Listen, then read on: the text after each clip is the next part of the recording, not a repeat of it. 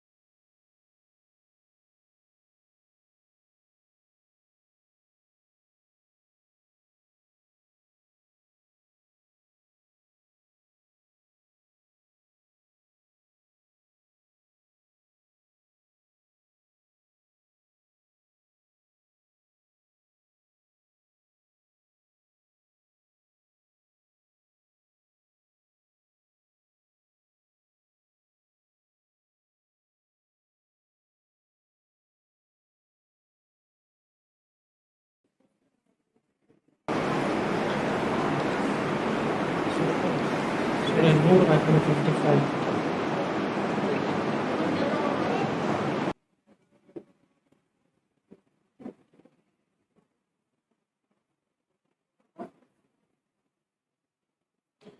Ya kararız. Hani sizce de doğru bir şey yapıyor. Sevmedim.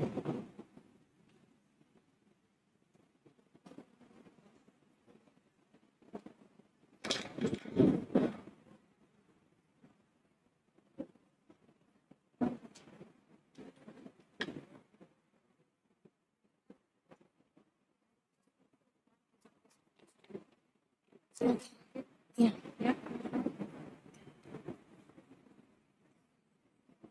Can I open the chair? Yeah. Can I have a pen? I don't think so.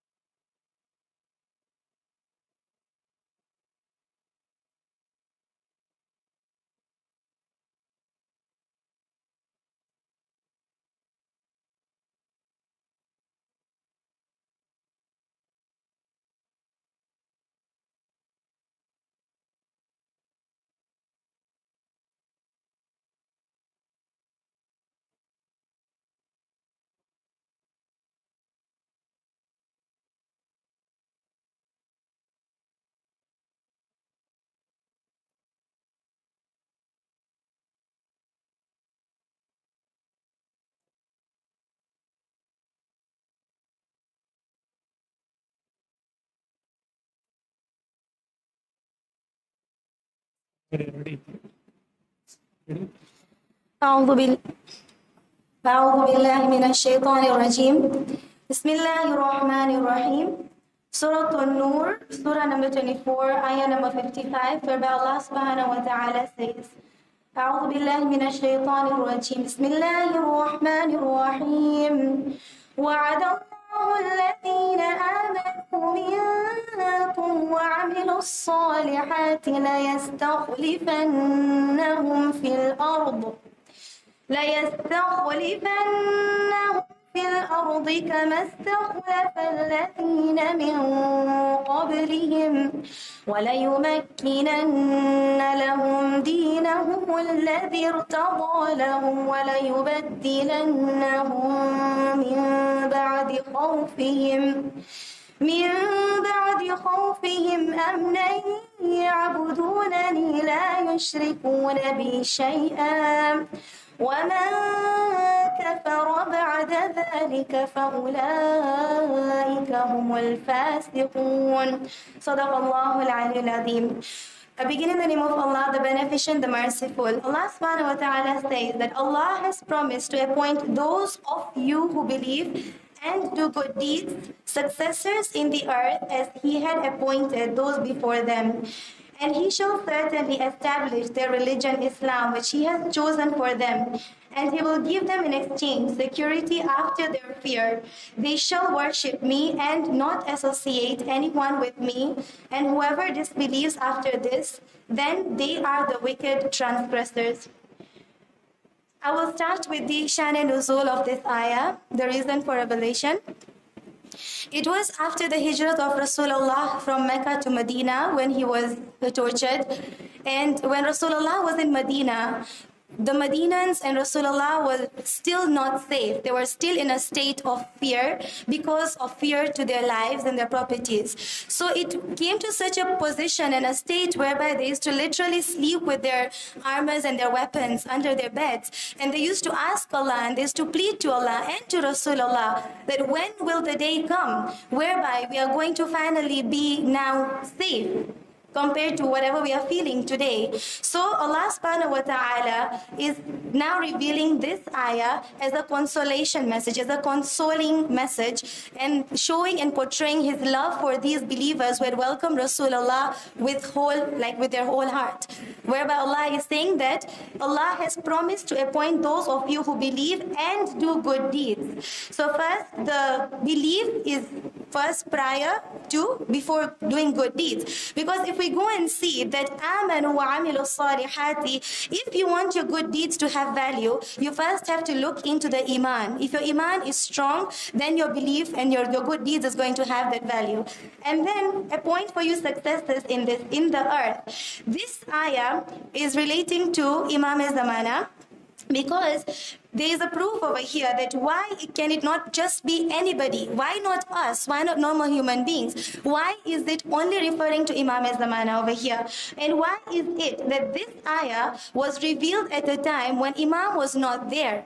It is because it is relating to even those people at that time whereby Islam came unto them, but instead of doing shukr, they did kufr. So they became polytheists rather than accepting Islam wholeheartedly, and they tortured Rasulullah.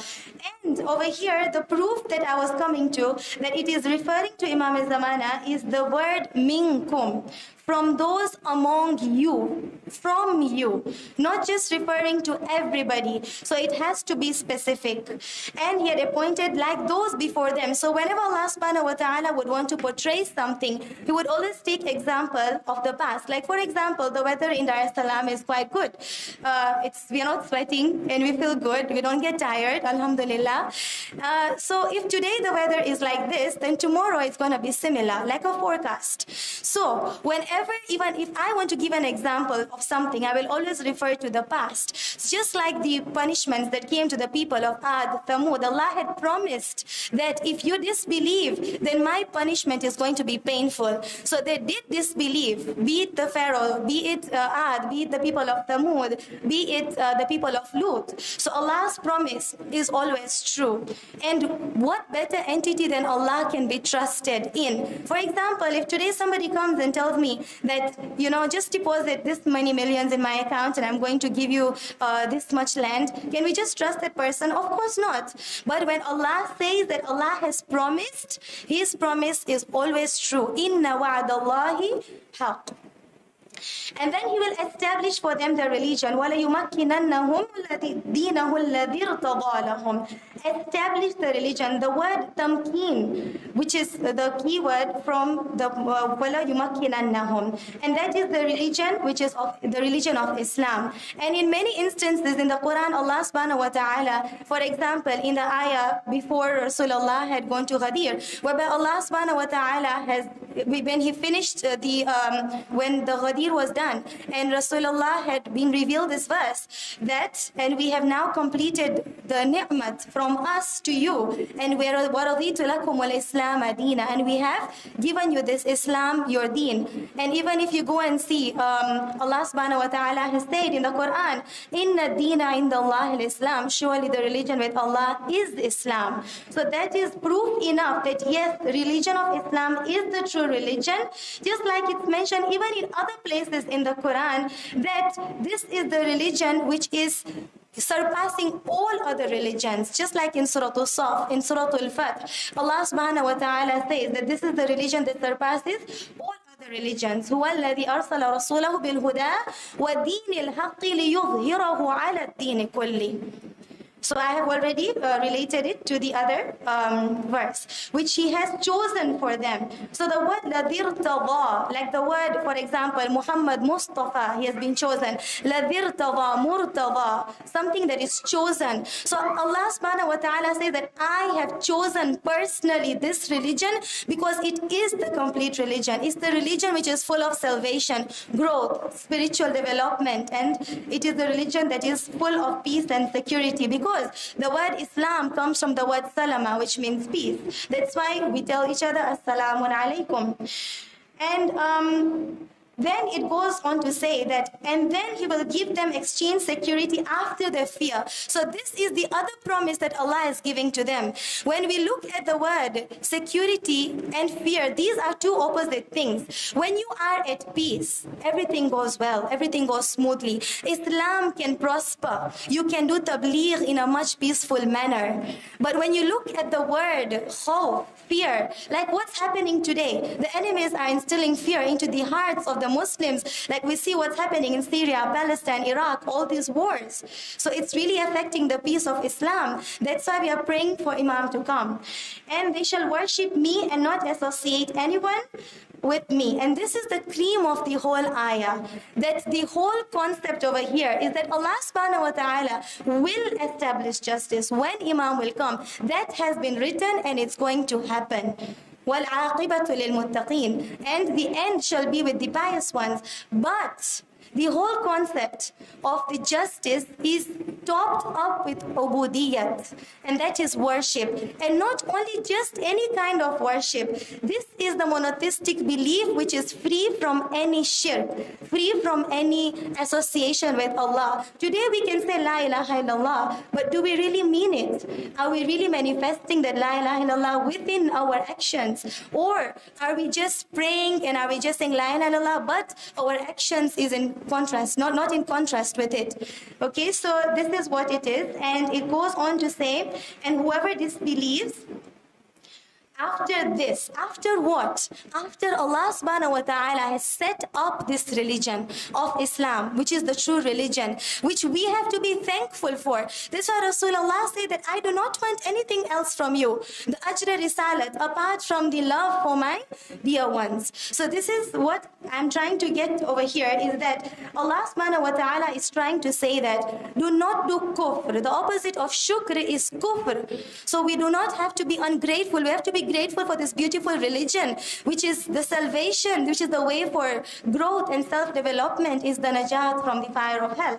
And whoever disbelieves after this, then these are the wicked transgressors. Wicked transgressors as in fasiqeen. Who is the fasiq? A fasiq is a person who is sinful, a sinful person at a very great level, but sometimes we do not realize it. And we pray to Allah subhanahu wa ta'ala that we should do shukr instead of kufr for this great religion that He has bestowed upon us. Finally, I would like to look into the previous ayah and connect it, that before this verse, there is this verse where Allah subhanahu wa ta'ala said that قُلْ أَطِيعُ اللَّهَ وَأَطِيعُ الرَّسُولِ, obey Allah and His messenger, and if you turn back, فَإِن تَوَلَّوْا فَإِنَّمَا عَلَيْهِ مَا حُمِّلَ وَعَلَيْكُمْ مَا حُمِّلْتُمْ, and if you turn back, then He is only responsible to fulfill his duty. And for you is the burden that you carry. That we say, ظَلَمْتُ نَفْسِي. If you do it, it's upon yourself. You carry your own sins because Rasulullah came, وَمَا يَنْطِقُ عَنِ الْهَوَىٰ إِنْ هُوَ إِلَّا وَحْيٌ يُوحَىٰ. That when Rasulullah came, he does not speak anything out of his own mind. Of course, it is only revealed unto him. That's when he opens it up and guides the people through that. And then ayah number 56, establish prayer and pay the poor rate and obey the messenger. So there are these three obligatory duties, which is salah, which is zakah, and ati'ur rasul, so that you may receive mercy. So Allah, imagine how merciful Allah is, that after setting up for us the religion, He is now guiding us. Because guidance is of two kinds. There is the guidance where I can just instruct you that, where is the hallway? Okay, go like this, go like that, and that's it. But if I tell you, let's go, let me hold your hand and take you towards the hallway, how do you feel? And that is what our imams have done for us. And that is what Imam Zamana is going to come and establish the highest level of religion, which is the Kamil Deen, which is topped up with the Ubudiyat Khalis.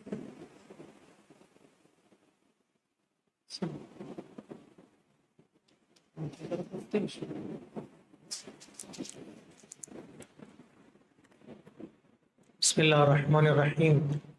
How many promises are there in this ayah? 3 of them. Can you count them? So the first one is appoint those of you who believe and do good deeds, successors in the earth, number 1. The istikhlaf. Number 2, as he had appointed those before them. So number 2 is establish their religion, which is the tamkeen, which he has chosen for them. And number 3 is give security after fear. Okay. Who is going to become the successors on the earth? The one who is worthy of it, and that is none other than our coming Imam. How can we say that? From where we can say? What's the proof for that? According to our times today, because we are neither in the past, nor are we in the future, we are in the present. And at present, he is our living Imam. And there are proofs from the ayah, that the tafsir of the ayah, according to enlightening commentary, whereby the Holy Prophet himself has said that there will be a time whereby even if one day is going to be so long, but Allah will not allow that day to pass without the coming of the Mahdi. And according to the 5th and the 6th Imam, whereby they have mentioned that the tafsir of this ayah is only and only going to be completed and manifested with the coming of the Mahdi. This ayat has been revealed at the time of our Prophet. That is not the time for the istikhlafanna fil ard. The world has never been without a rahbar. Ever. Our Prophet is the rahbar. Exactly. At that time, Rasulullah was the rahbar. So we can say that, of course, at that time, it was from nubuwat to imamat. That is being passed on to Imam Ali. That's why Ghadir took place. That's why Da'watul Ashira took place. Means this ayat can be included at the time of our Prophet. The Quran is for all times, yes. Any other commentaries are there in this related to this? La yastakhlafannahum fil ard. Any other commentators, anything? According to, I'm not very sure, but Tafsir Nur, Ibn Ka'b, according to him as well, that he has even done the commentary of this ayah. According to his commentary, it is actually referring to Imam Zamana. This ayah. Apart from Imam Zaman, any other commentaries are there? Not that I know of. In this ayat, كَمَا اسْتَخْلَفَ الَّذِينَ مِنْ قَبْلِهِمْ. What the ayat says about min qablihim, who are they? Okay, so this is the Prophet Adam, followed by Noah, followed by Dawood, followed by Sulaiman. So any reference for this Adam? Hazrat Adam, Hazrat Noah. Yes, according to enlightening commentary. Or istikhlaf, the general Khalifa. Okay. Like how Solomon inherited from David the kingdom. So in the same way. Okay. It's not a general concept of the Khilafah.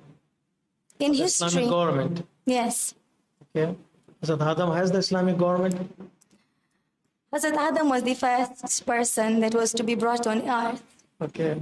Yes, and therefore Allah subhanahu wa ta'ala brought him into this earth as the first successor, directly appointed by Allah Himself.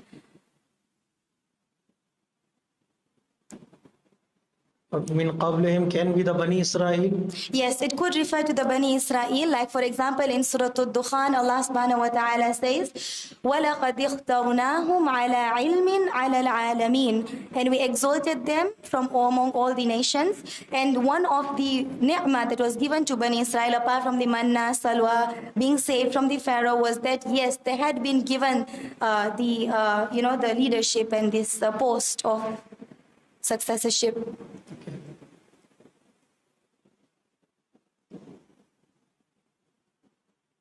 Which part of this ayat we can relate to the ayat of Ikmal or ayat of Ghadir?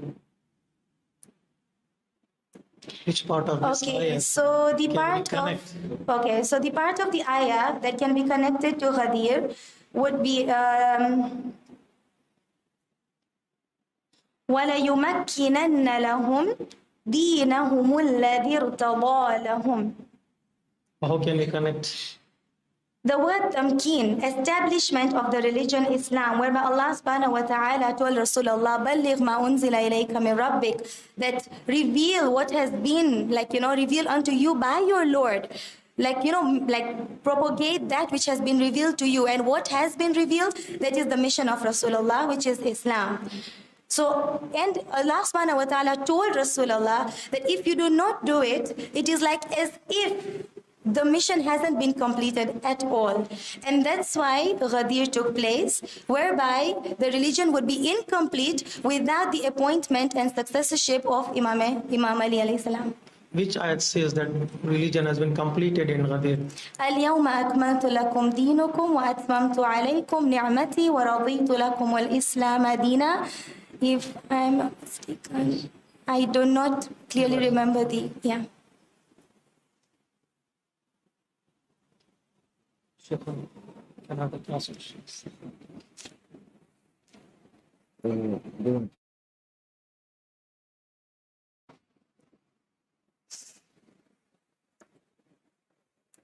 You started by mentioning the occasion for the revelation, and you said that after Hijrah, the Muslims were still fearful, and they would sleep with their weapons, and they would wonder when could they become safe, and therefore this ayah is revealed to console them.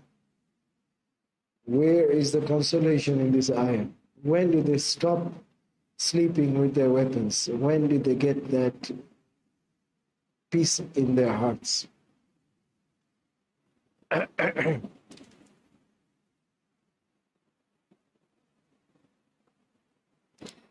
So after Hijrat, what happened is that these people were full of fear because their lives were in danger.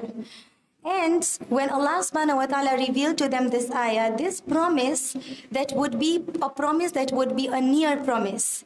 Like, in the Quran, we have Fathun Qareeb, we have Fatham Mubina. So many things transpired which actually made this ayah manifest itself, in the sense that there were so many things that happened in the religion of Islam. Like after the battle of Uhud, Allah subhanahu wa ta'ala, because of the patience of those few Muslims who were very sincere, apart from the hypocrites that were thieved off, after the battle of Uhud, there was the Fath Makkah, the Treaty of Hudaybiyah. In 7 Hajj was the victory of Khaybar that took place. So when all these things happened, it gave them this tasalli in their hearts that yes, now our days of happiness have come. So how does it relate to what the ayah is saying? Whatever you have said, Hudaybiyah is discussed in Surah about Hudaybiyah, which is Surah Fatih.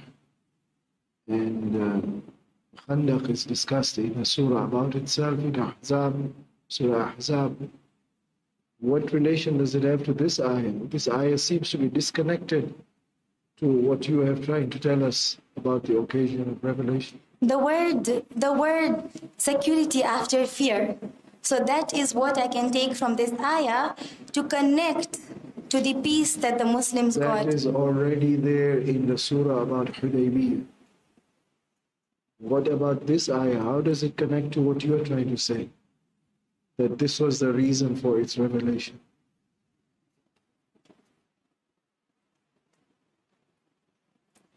Can you rephrase the question, please? Can you open the surah about Hudaybiyah and you'll see there's security there.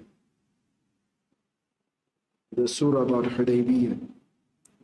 You have the Quran with you, isn't it? Yes. Yes.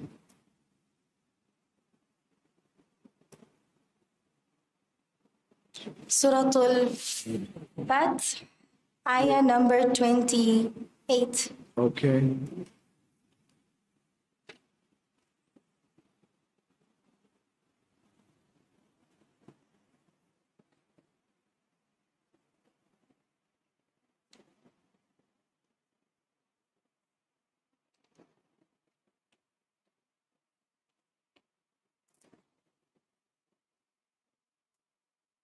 Sorry, ayah number 27. لقد صدق الله رسوله الرؤيا بالحق لتدخلن المسجد الحرام إن شاء الله آمنين محلقين رؤوسكم Don't stop there. Continue. ومقصرين لا تخافون فعلم ما لم تعلم فجعل من دون ذلك فتحا قريبا. Double security in this ayah, single security in this ayah which you are trying to tell us. So the reason of revelation applies more to Surah Fatih than it applies to this ayah which you are discussing. How would you answer that?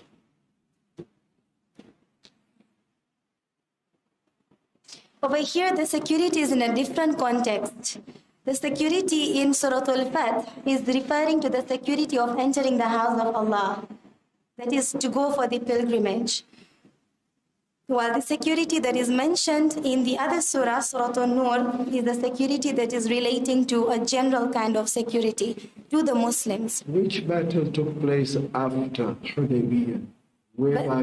Battle of Khaybar. Whereby the Muslims were still scared.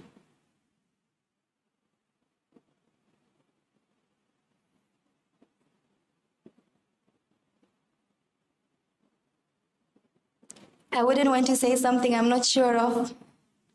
So Hudaybiyah already Yes. achieved that security. So what is this ayah trying to say?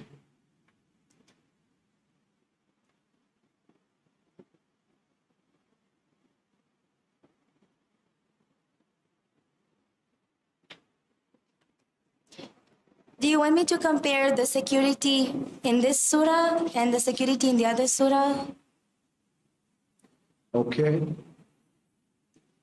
Yeah, so basically what happened is that when we look at this surah, when it relates to the Treaty of Hudaybiyah, is that they were not safe in entering Mecca because the polytheists used to threaten them, the Quraysh used to threaten them. So Allah subhanahu wa ta'ala made this possible for Rasulullah through a dream that he had gotten a year before the conquest of Mecca.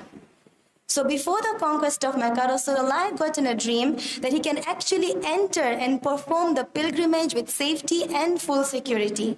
But there were a few people like Abu Bakr who had asked Rasulullah that how sure are you that this dream is actually going to materialize? But it actually happened, and that's why this ayah was revealed to prove that it will happen. Fathan qariba, a near victory. A near victory in the sense that within 2 years, 6 AH was the dream, 7 AH dream and the Treaty of Hudaybiyah, then in 7 AH was the Khaybar, and then in 8 AH was actually the conquest of Mecca, where they could actually now perform the Wajib Hajj, which they could not perform in 7 AH. So therefore, the Hajj that they were going to perform in 6 AH after Hudaybiyah was converted into Umrah in 7 AH. Which was before or after Khaybar? The same year as Khaybar. Which month was Khaybar and which month was the Umrah? I don't know. What, to be honest. so, assuming that Khaybar took place before the Umrah, with the Umrah, the full security which was shown to the Prophet in the dream had materialized. Because the Treaty of Hudaybiyah was already signed, but I don't know the reason to why they could not perform the Hajj pilgrimage in the same year that the treaty was actually signed, such that they had to perform it in 8 Hajj, when the conquest of Mecca actually took place. So we don't want to go into those details. Whatever the reason was, the final result was security was achieved. Yes. And this is what the ayah of Hudaybiyah says. So what is this ayah of Surah Nur trying to say? How different is it?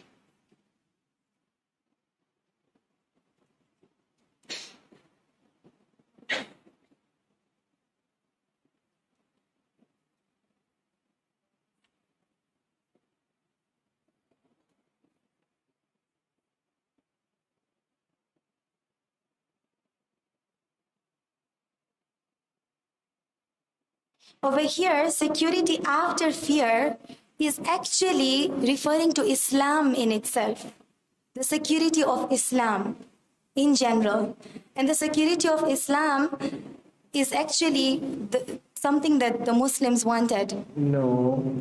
Then the ayah should have said, وَلَيُبَدِّلَنَّهُمْ مِنْ بَعْدِ خَوْفِهِ أَمْنًا. The khawf that was about Islam. The ayah says, مِنْ بَعْدِ خَوْفِهِمْ. They themselves were afraid. So it was the personal fear that was there. It says after their fear. Yes. Yes. So not their fear for Islam or of Islam, or it's their personal fear that they had from.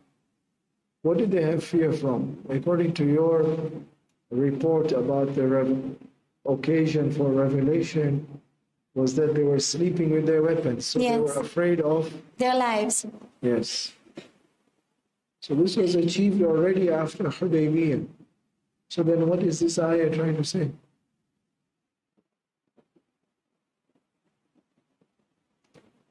Next question is,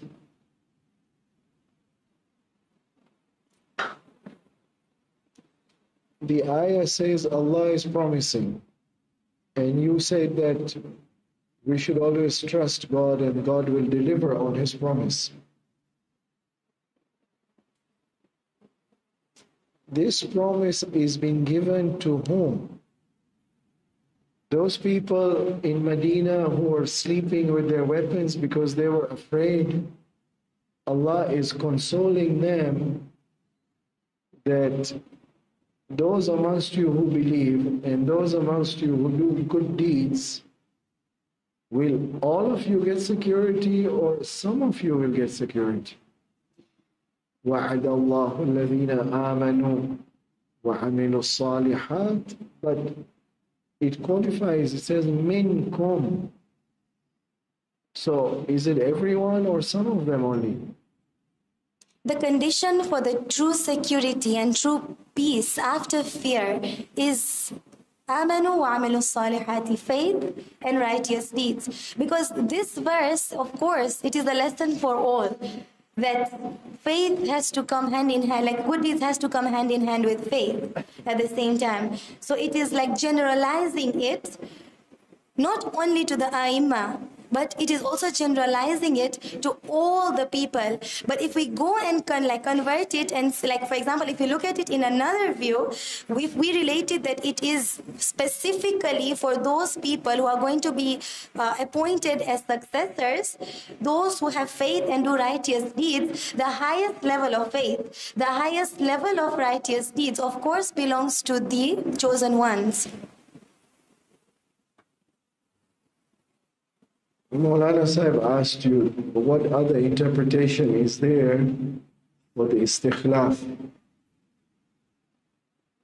The other Muslim scholars are saying this minkum is the khilafah that came to the Khulafa Rashidin. how would you analyze that interpretation? I would analyze it by referring it to the ayah of Ghadir, because it is totally opposite from what the ayah of Ghadir, Al-Yawma Akmaltu, says. And what materialized after Al-Yawma Akmaltu was the opposite of what actually happened at Saqifa.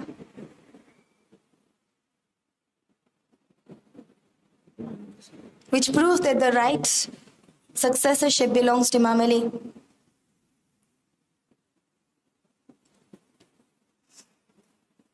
So the argument that they have is that with the coming of the Khulafa,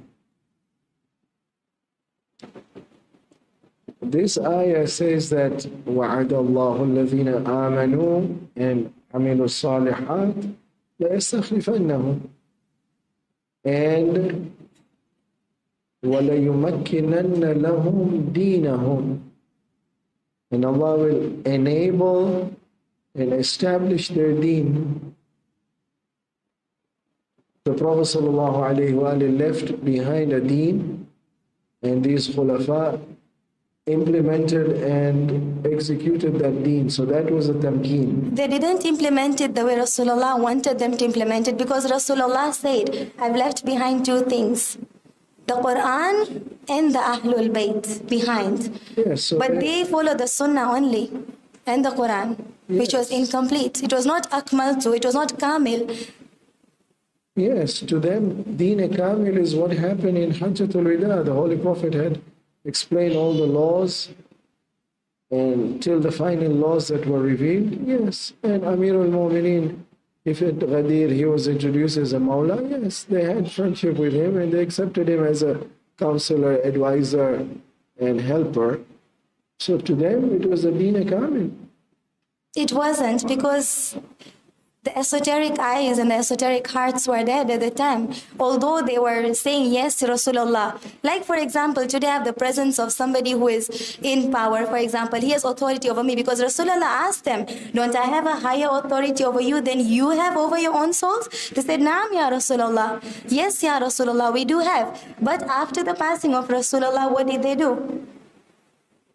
They kept Ali as the advisor and the counselor. Yes, but that's not enough, because Rasulullah said that Ali is going to be the wali. Man kuntu mawlahu fahada aliyun mawla. They said, if you are going to put Ali in power, they were foreseeing what happened 25 years later on when the three major battles took place, that the Arabs would not accept him. Nobody will support him.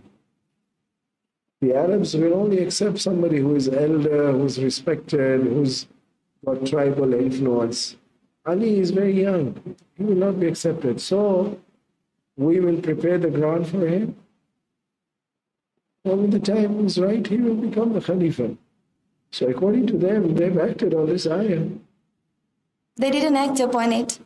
This was a matter of a self-centered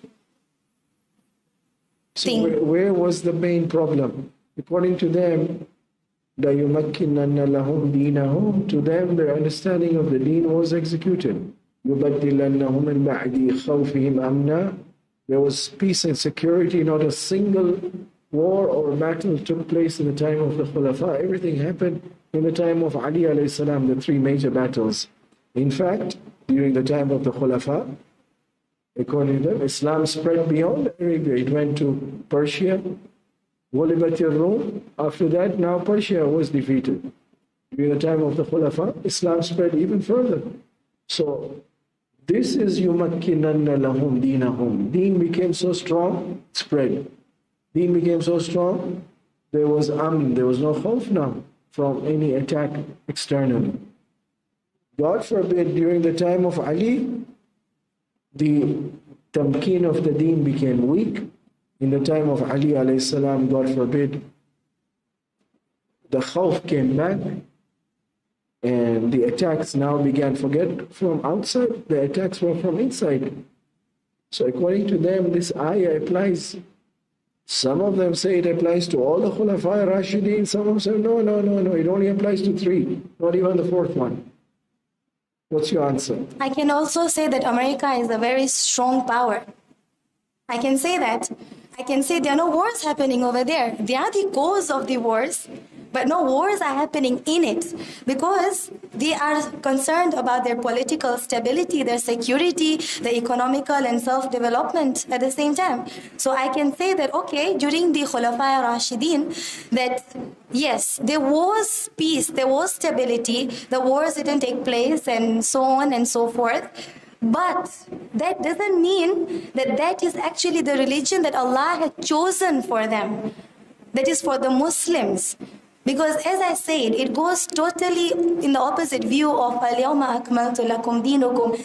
And by the way, we have been sent into this earth to be tried and to be tested. And it is the rule that has always been going on, that from the time of Adam to the present time, that those who are on the righteous side, the rightful successors, and those who are on the side of the right, will never get peace. The reason for this is because they always follow the right path. And those who are on the right path are very few today. Just like in Surah Waqi'ah, we have ثُلَّةٌ مِّنَ الْأَوَّلِينَ وَقَلِيلٌ مِّنَ الْآخِرِينَ.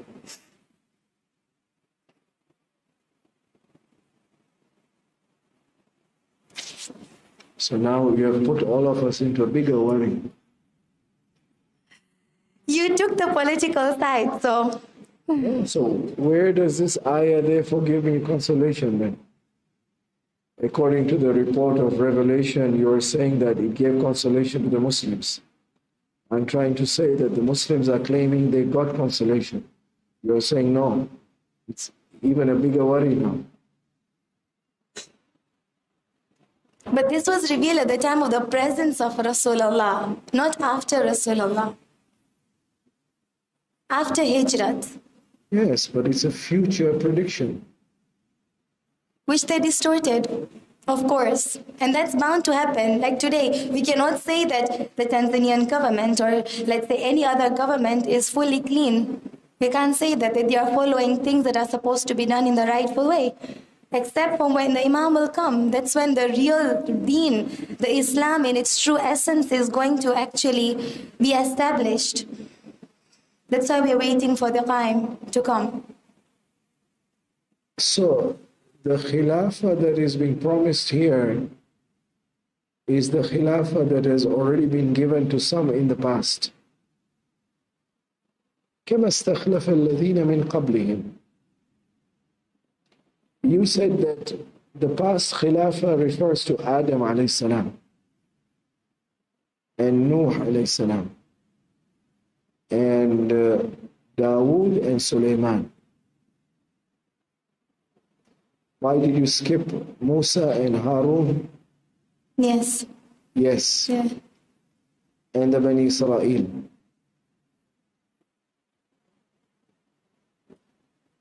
But you are aware how much Bani Israel distorted the faith, killed the prophets. Yes. Opposed the prophet of their time, spread corruption on the earth. So why does the Quran say we will make you Khalifa just like the Bani Israel? According to the commentary, it says that one of the commentaries says that it could refer to the Bani Israel in the sense that it's not necessary that the leader, the Khalifa, is bad and the people are good. It can be possible that the Khalifa is good, just like the way Aaron was to Musa, Harun was to Musa. So both of them were, of course, the rightful successors, but at the same time, the people did not follow this concept of believing and doing good deeds. They did it for a certain time, and then when Moses went to the Mount of Sinai, what did they do when Samiri came? They forgot everything. They were impatient. They followed their own ways. Human error, to which they asked for forgiveness for.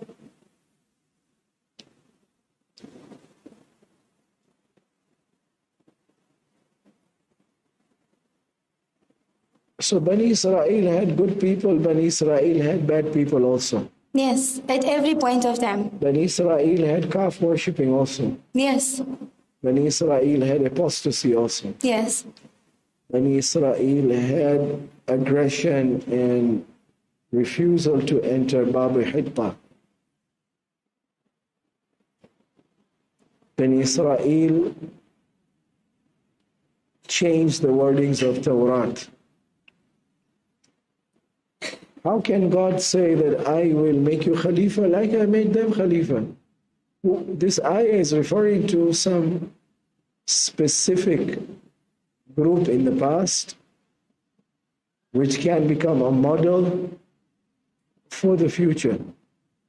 And if you're saying the future is such that it will be pure and perfect, then you'll have to show us a sample in the past which was pure and perfect.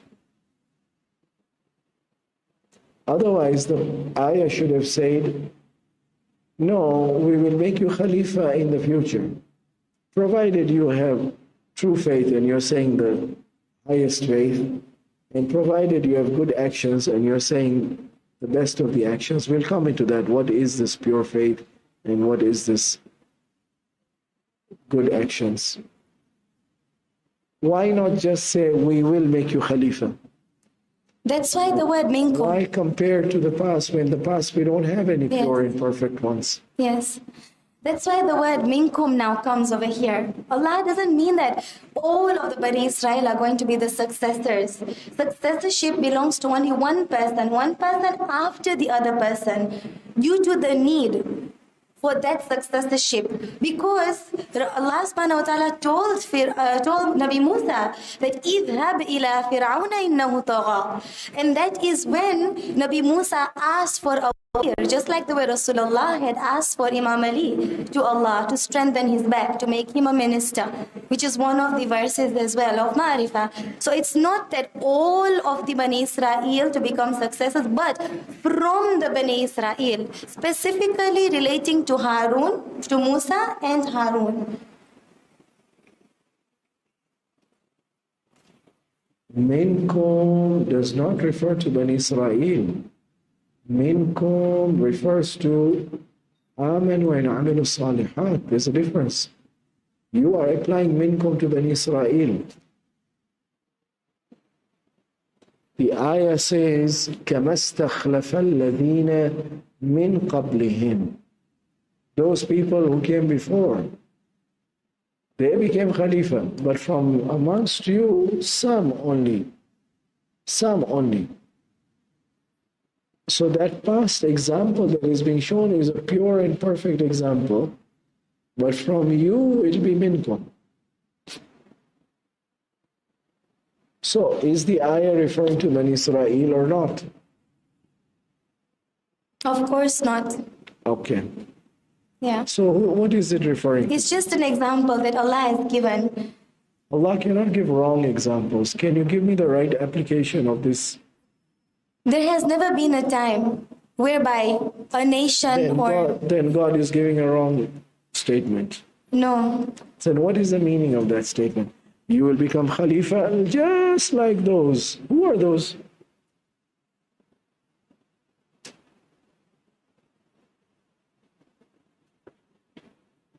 The Imams? No, the past. The future, yes, we will come to that. Whether they are the Imams or who else. But just like those, in the future also you'll become Khalifa. Who are the past examples? Of a pure successorship, whereby there are people who actually the Aminu and Amilu Salihat. Yes. There has never been a time where everybody has been God good. is giving a wrong example. God. There will even never be a time, even when Imam will come. Of course, there will be people who will be not on the side of the Imam. We cannot say that there has never been a time where there have just been pure people. Then where would this aspect of being tried and tested come from? So then, what is this ayah trying to say? That who are those past people?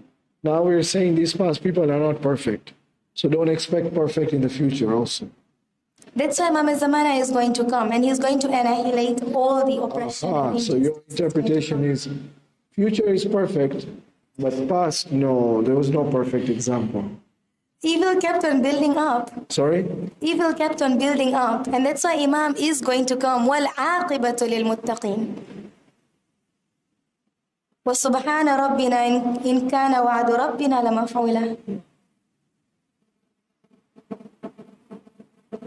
There is something in the past. I think you're missing it out, but you look in the commentary and you'll understand. That's going to be a homework for me. Okay, good. So now, آمنوا منكم وعملوا الصالحات.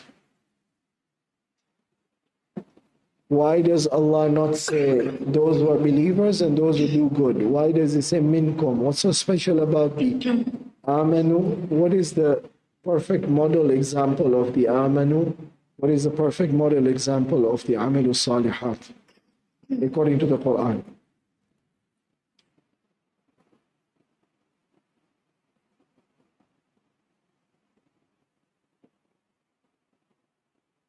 Those few righteous people who had actually welcomed Rasulullah when he came to Medina, the Ansars, because they were total opposite of the Quraysh. And that's the example the Quran is giving. So give us the Quranic ayah which describes them. You mean the Ansars?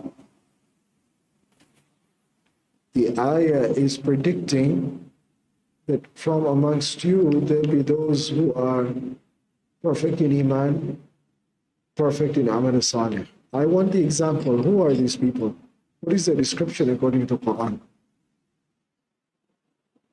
Can I relate to what I just mentioned right now? Like those who had welcomed Rasulullah? Give me the ayah. Surah Al-Fath, the next verse. الَّذِينَ تَبَوَّأُوا الدَّارَ وَالْإِيمَانَ يُحِبُّونَ مَنْ هَاجَرَ إِلَيْهِمْ. That they love those who came to them.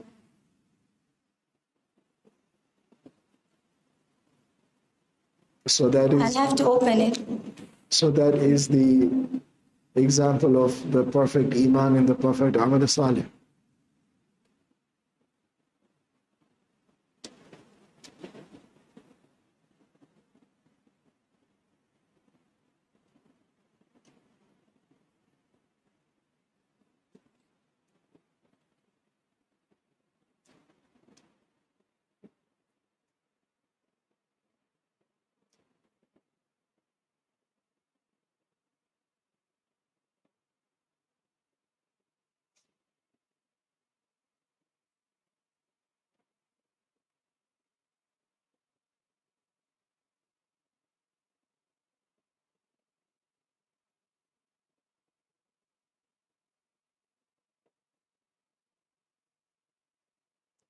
According to this ayah that you are trying to refer to, the only praiseworthy qualities mentioned are that they had good Iman Yes. and that they were ready to sacrifice.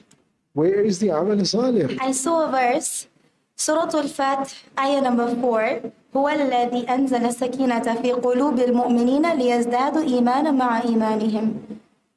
That it is He who sent down tranquility to the hearts of the believers that they may add faith to their faith. Because it doesn't just end there. There's still room for perfection. And Allah's are the hosts of the heavens and Yeah, earth. so that's a description of Iman.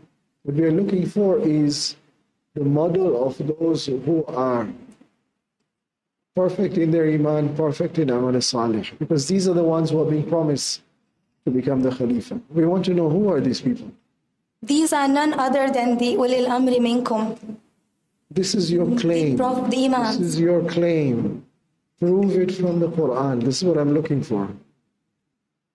The thing is, the ayah number and the surah number is not very well. Okay, it doesn't matter. So Established in my mind. give me a general sense of what you recall, what the Quran says about these perfect people in Iman, perfect in Amal Salih.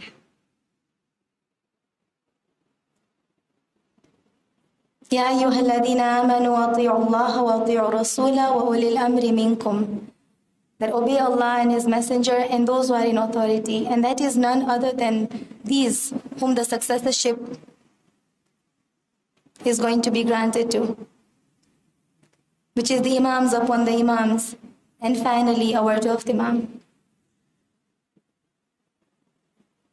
Yes, I just remembered something. I'm very sorry. The ayat of Wilayah, Imam Ali alayhi salam. إنما وليكم الله ورسوله. I think it is وَالَّذِينَ آمَنُوا وَعَمِلُوا الصَّالِحَاتِ. The one of, وَأَقِيمُوا الصَّلَاةَ وَآتُوا الزَّكَاةَ. That's only two actions. Salah and zakat.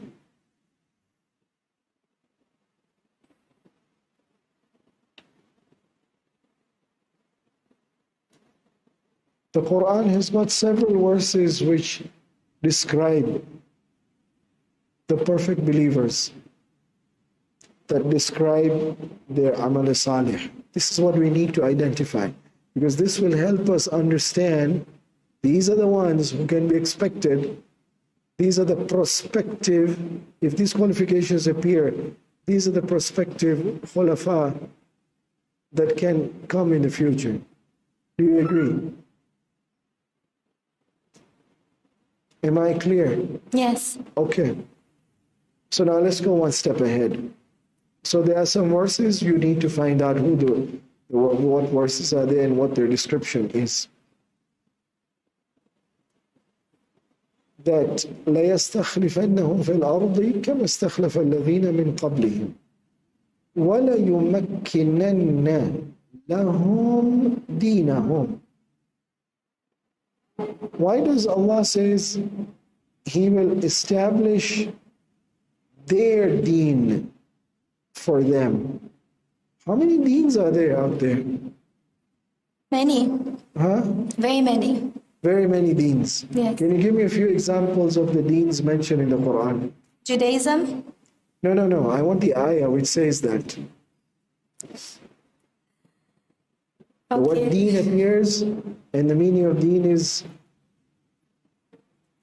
for example, you're saying Ahl Kitab, but what we are looking for is the deen of these people, deenahum, in contrast to the deen of so and so. The main deen, which is the deen of Allah, which is Islam, which surpasses over all other religions. Like, do you request me to mention other deens? Yes, in the Quran? which are mentioned in the Quran. Nasra. So and so group, this is the deen. So and so group, the word deen appears. This is their deen. Deen has not been mentioned as deen, religion. It has only been specified only to Islam itself. No? There are verses. Surah Al-Maryam, whereby Christianity has been mentioned, that they are of three kinds. I don't know the verse about Judaism. But Islam, there are very many ayahs. So, even the mushriks have been mentioned to have a deen. Yes. Polytheists. Sorry? Yes. What is that famous ayah about the mushriks and their deen? That's your deen and this is my deen. Okay. Lakum dinukum waliyadin, Surah So if the Al-Kafirun. mushriks have been mentioned, you have your deen and I have my deen. Dinukum, yes. And God has a deen. And the Ahl Kitab, they have their deen. And God has a deen. But in this ayah, Allah says, وَلَيُمَكِّنَنَّ لَهُمْ دِينَ اللَّهِ or دِينَهُمْ. Dinahumul ladhi irtada. Yes. So this is a sense of belonging here. So, who is this people being referred to? دِينَهُمْ الَّذِي ارْتَضَى لَهُمْ. Those who have faith and do righteous deeds. Sorry? Of course. Those who have faith and do righteous deeds and follow the religion the way it's supposed to be followed. Because religion is supposed to make you have a sense of belonging, not that you are obliged to follow it. Not that you take it like a buffet, but rather you happily take it. So that's why their religion, it's like you want to do it. You're happily doing it. No, you are confusing the two terms. Allah is saying He's the one who has chosen it for them. Not that they have chosen it. Yeah. So the emphasis is the choice of God, the preference of God. Rather, the more accurate term is the approval, the one approved, not the one that they like. The one approved by God is the one that they have to follow, and they have submitted to it. دينهم الذي ارتضى لهم وَلَيُبَدِّلَنَّهُمْ مِنْ بَعْدِ خَوْفِهِمْ أَمْنًا. What is the sense of insecurity that the Muslims or the mu'min and the amal salih people will continue to face, and which is now being promised will be removed permanently? So is it going to be peace and compromise and tolerance and mutual coexistence, or some other type of security? At the present state of the world, what is going on, like the wars and everything, of course, peace has been completely tarnished. And the religion of Islam is affected by it, of course. It will be affected because for a religion to thrive, peace is very important. For anything to thrive, even inside the home situations, for example, in a school, everywhere, for you to actually do something properly, you need peace. So that's why Imam will come, and he's going to establish it by removing all these barriers. So my question is how is it going to be? Is it going to be by peaceful coexistence or by through other means? Of course, yes, we'll be able to live with each other in peace, not like what's happening. Salam and salam. So there will be other deen, and there will be peace between the different deens. Actually, no. Islam is going to surpass all the deens, and it's going to be just the religion of Islam. Surpassing in what way? In terms of perfection, in terms of its truth. The real face of Islam is going to come, and the real face of all the other deens is going to even come in front, and everybody will have to accept Islam as the real religion. Even Hazrat Isa himself is going to pray behind Imam Zamana. Yeah, so is it a situation where the dominant deen is going to be Islam, but there will be other minorities? No. Outwardly, they will have to say they're like the Muslims, but inwardly they can practice their own faith. No, at that time there's nothing like inwardly and outwardly. It's just going to be all clear. Is that your prediction of the ghaib, or is there some evidence for that? When the Qaim will come, of course, just like as I said, that the 5th and 6th Imams have said, that this ayah will materialize in its true sense when Imam will come. So where is the ayah in the Quran which says that that is going to happen? What you are trying to portray. So I asked you, is there going to be peaceful coexistence? Other deens will be there also, but they'll be in a minority, in a subdued state, in peaceful I don't know about that. To be honest. Oh, okay. وَلَيُبَدِّلَنَّهُمْ مِنْ بَعْدِ خَوْفِهِمْ أَمْنًا يَعْبُدُونَنِي لَا يُشْرِكُونَ بِي شَيْئًا. So right now the Muslims are doing ibadah of Allah 5 times a day or 3 times a day. They worship Allah. They don't worship idols. So what's so special about يَعْبُدُونَنِي لَا يُشْرِكُونَ بِي? Ubudiyat al-Khalis. So what is not khalis right now? It's tainted. If you go and see today, anybody can pray 5 times a day. I can pray 5 times a day. But of course, I cannot say that 100% of my salah is, like with full concentration, or maybe I might not be thinking of the worldly affairs. So in the time of the Imam, everybody will be with full concentration and only thinking about the chosen God. ones, of course, those who are going to rule the earth with the Imam. They are going to be the sincere ones, the 313 and those under them. And the rest? Those who fulfill the amanu wa amilu salihati in the real sense. Yes. So you're now introducing stages. There's a perfect one, and then Yeah. there's a 313, and then below that. So what I want to know is the bottom one. What ibadah will be there and what shirk will be there? Which is not there right now. And it will be there at that time now. And this is what's being predicted. At that time, it's going to be Ubudiyat al-Khalis because Imam Zamana Yeah, is but even introduce now it. people are praying, and there are those who are concentrating, and there are those who not engage with the dunya. There are those. Yes, so, But we cannot say that they are perfect in all senses. so what difference will be there between now and then as far as the ibadah is concerned? Even now there are some people who are doing that ibadah without the shirk. Is my question clear? Yes. Okay.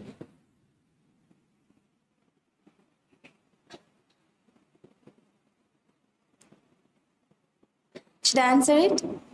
Please, please. Okay. So, as I said, that justice will be established, but that will be in the hands of Allah, of course, at the end, because it's Allah's power through the Imam. That's why Imam will come. But the true essence of the justice to be established is the concept of ubudiyat. The Imam will establish ubudiyat in its true sense, without that even 0.00001% of any kind of that taint in that ibadah. And not only when it comes to salah. First, iman, the monotheistic belief has to be strengthened for the amal salih to fall into place.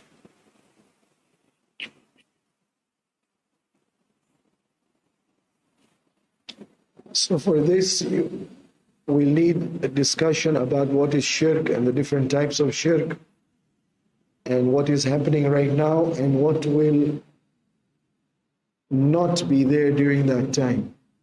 This is the key point that has to be understood. Okay. Finally, وَمَنْ كَفَرَ بَعْدَ ذَلِكَ. You interpreted this to say that whosoever disbelieves after that, then he's a wicked transgressor. Yes. Is that your interpretation? Of course, the translations differ. What's the second translation? Over here, it says that they are the wicked transgressors. Yeah. It is they who are the transgressors. Okay. Yes. So what's the relationship between kufr and transgression? Kufr is whereby you are not grateful. It's a sense of ungratefulness. For example, if I gift you something, let's say on your birthday, and of course, it is like a duty for me to even gift you. It's like a sense of, exchange. So that thankfulness, that appreciation for the deen that Allah has given us. But the opposite of it would be kufr, which is ungratefulness, because in spite of Allah having set up this religion for us, having given us guides, imams, prophets, the Mahdi, which is today, of course, just like the sun behind the clouds, but still we are benefiting from him. And in spite of all that, we are still ungrateful. Then what higher state of transgression could that be? So after the appearance of the Imam, Ajjalallahu Faraja, there'll be those who are ungrateful, and therefore they will be the transgressors. Those will not appreciate at that time when he will come. So they will be there, such people. And these are the ones who will be defeated when the Imam comes, of course, because Imam will come and wipe out the injustice. No, the ayah says بَعْدَ ذَلِكَ. After the Khilafah has been given to the righteous, there will be those who will do the kufr, and they are the transgressors. So there will be transgressors and there will be the kafir after the Imam. That's where the justice comes in now. They'll be the oppressors, of course. So what will be their status? They'll be defeated, they'll be destroyed. That's why even the Intiqam al-Karbala will happen. That's why the Imams we will all be resurrected, and that's when the revenge shall take place. أين الطالب بدم المقتول بكربلاء. Before that, there's something else. Before the Ain al-Talib, بدم المقتول بكربلاء. What is that statement? أين ابن النبي المصطفى وابن علي المرتضى وابن خديجة الكبرى. After that, before the طالب بالمقتول كربلاء بدم You المقتول. might have to hint me. Sorry? You might have to hint me. About the Anbiya. Sorry? About the Anbiya. أين منصور على من اعتدى عليه وافتراه. So the intiqam will not only be about Imam Hussein alayhi salam, No. it will be about something else also. Yes. There are two issues about the kufr that you need to distinguish. One is kufr as an act of disbelief, and one is kufr where a mu'min is ungrateful. So you can have a kafir who is a fasiq, but you can also have a mu'min who is a fasiq. And these two are different categories, and their status after the appearance of the Imam also will be different. إن شاء الله. Okay, ahsant. وآخر دعوانا أن الحمد لله رب العالمين. So, thank you very much. Thank you so much. Inshallah, we'll see all of you tonight at the closing ceremony. Thank you once again to all of our participants. Assalamu alaikum wa rahmatullahi wa barakatuh.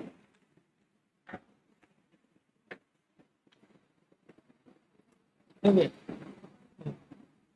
Thank you.